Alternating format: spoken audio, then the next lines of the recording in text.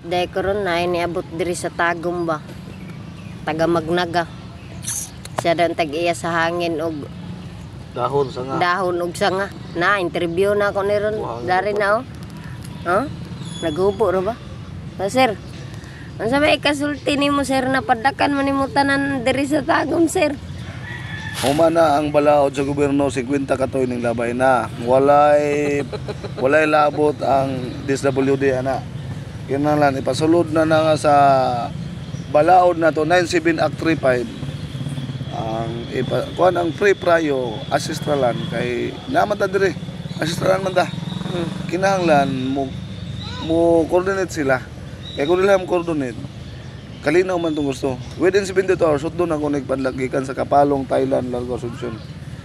Kina City Hall, sunod law, mapadlakan siya. Ako si Dato Kadlaon. Ako lang, nangita ko, kalinaw rin mo. Kalinaw. Dagan mi dire. Nagpalibot mi karon sa Tagum, dagan mi. Dahon.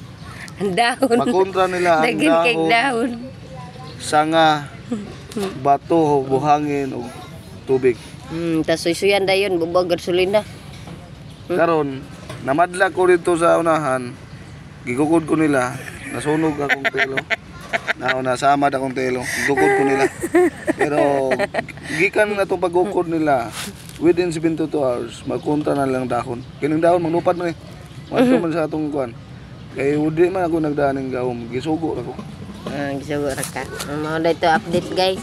Nasunog yung tiyan, gigukod siya kay nangap. Namadlak man daw siya.